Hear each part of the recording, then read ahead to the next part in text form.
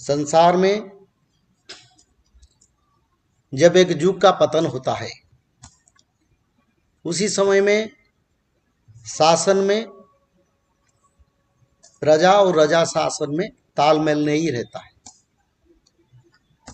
संसार में सारा भारत नहीं, सारा ब्रह्मांड का बात मैं कर रहा हूं। जब एक युग का अंत होता है तो प्रजा और राजा के बीच में तालमेल नहीं रहता है और शासन भी ठीक नहीं रहता है। और प्रजा लोगों का जो गुहार, रजा जो शासन अध्यक्ष, वो सही तरह से समझते नहीं और प्रजा लोग परेशानी होते हैं। सभी लोगों को न्याय और सभी लोगों का जो योग्यता है, यानी जो अधिकार है, वो अधिकार सभी लोगों को नहीं मिलता है। जिसका पास धन और बल और क्षमता रहता है, चाहे वो अज्ञानी हो, चाहे क्रिमिनल भी हो, चाहे वो पापी भी हो, चाहे उनका पास कोई पवित्रता ना भी हो, पर उनको समाज बड़ा आसन पर बैठाता है। और जिसको कोई विचार की धारा मालूम नहीं है, वो लोग मनुष्य लोगों का सुख दुख समझते हैं। तो ऐसे जब समय देखते हैं, मनुष्य मनुष्य के बीच तालमेल नहीं रहता है, सभी लोग आपस में झगड़ा करते हैं और द्वंद्व और अविश्वास, विश्वासघातकता समाज में फैलाता है। और सभी लोग और मनुष्य लोग, ज्यादातर मनुष्य लोगों के बारे में बता रहा हूं, मांसाहारी बन जाते हैं। क्योंकि समय था लोग एक वीक में 2 बार 3 बार नॉनवेज खा रहते थे। पर अभी जो समय चल रहा है, कोई पाबंदी नहीं, कोई नियम नहीं, कोई दिन नहीं, सभी दिन लोग मांस मछली मदिरा आमिष सब सेवन करते हैं। ये युग पतन का लक्षण है। वैरायटी जब नॉनवेज लोग उन्हें भोजन करते हैं, तो ये संसार का युग पतन का लक्षण है।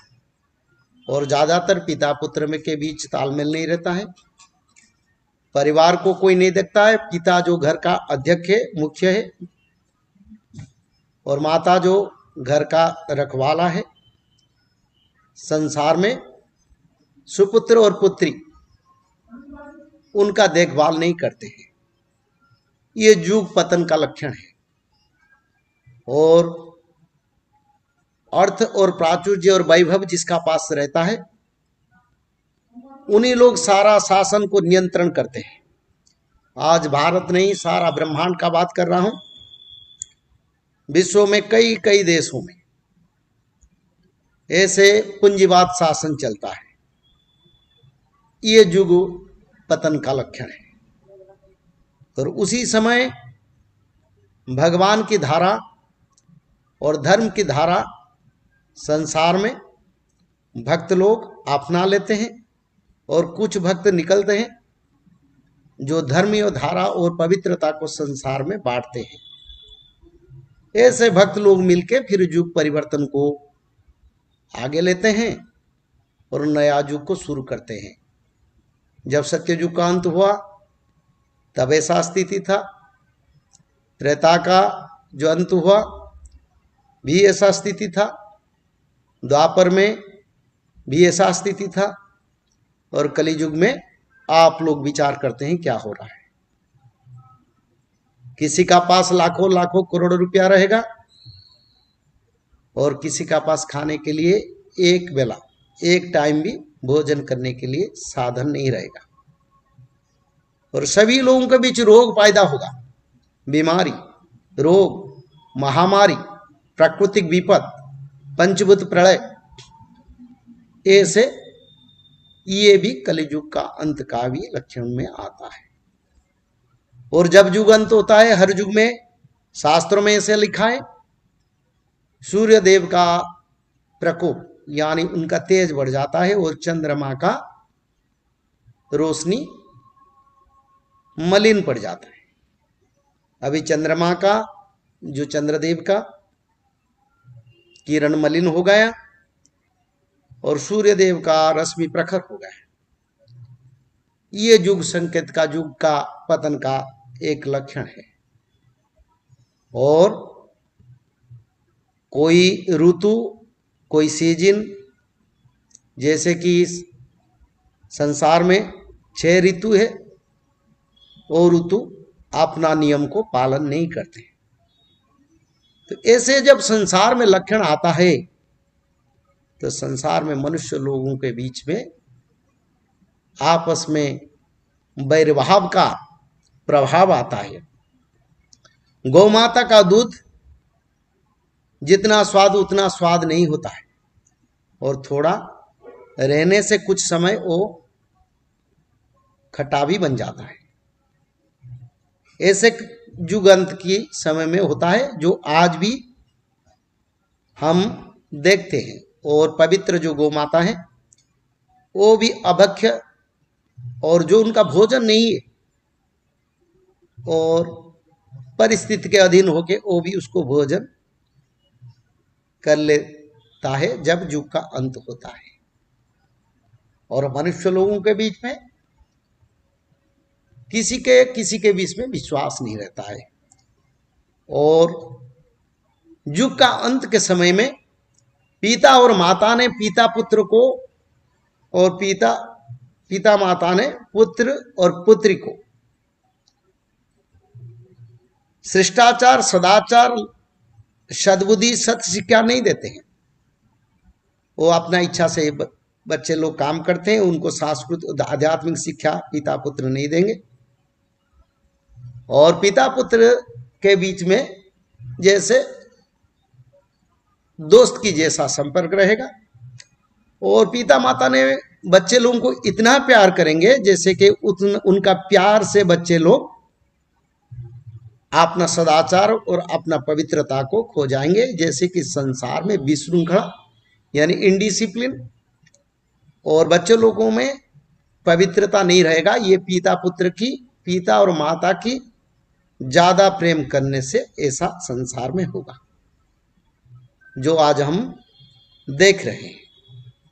चाहे कितना गलती कर दे, कितना बुरा भी कर दे, पिता माता उसको मानने के लिए तैयार नहीं है। बच्चा और बच्ची को सही रास्ता में जाने के लिए नहीं बोलते, क्योंकि मेरा बच्चा जो करता है अच्छा करता है, मेरा बच्ची जो करता है अच्छा करता है। ये युग अंत का लक्षण है जो हम देख रहे हैं। और सबसे बड़ा बात है, जब युग का अंत होता है तब आपस में सारा विश्व में जितना देश है बीच में युद्ध लगता है। ये स्थिति भी आज चलता है। इसका अर्थ ये, हम नया युग को जा रहे हैं।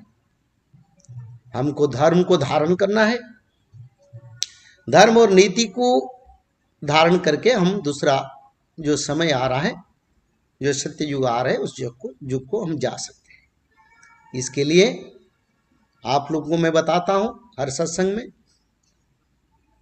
जैसे कि कलियुग चल रहा था, लोग कथा सुन रहे थे, पर सत्य युग जो आ रहा है सभी लोग शास्त्र पढ़ेंगे, सुनेंगे नहीं।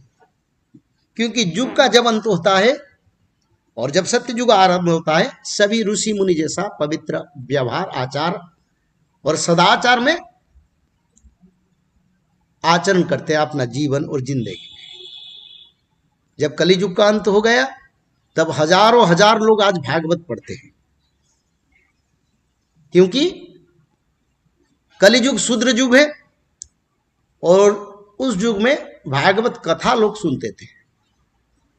अभी सब पढ़ेंगे, सभी शास्त्रों में मनुष्य लोगों का ज्ञान होगा, सभी सदाचार को अवलंबन करेंगे, सभी मनुष्य के पास सत्य, शांति, दया, क्षमा, मैत्री रहेगा, और सभी मनुष्य नवजौवन पवित्र मानव बनेंगे, किसी का पास रोग बीमारी नहीं रहेगा। ये पहला चरण है। पहले शास्त्र, बाद में सांसारिक और पारिवारिक सामाजिक जीवन में परिवर्तन आएगा, क्योंकि ज्ञान होने से संसार में परिवर्तन आएगा। आप जैसे लोग सत्संग में हैं, जो सुनते हैं, जो अवलंबन करते हैं, जो धारा को पालन करते हैं, वही लोग से सुनकर, देखकर, समझकर संसार में हजारों लाखों लाखों लोग, करोड़ करोड़ लोग फिर वही धारा को आएंगे और पूर्ण सत्ययुग को प्रकाश करेंगे। ये प्रभु का कृपा है आप लोग के ऊपर, हमारी ऊपर, जैसे कि आपस में हम सत्संग करते हैं।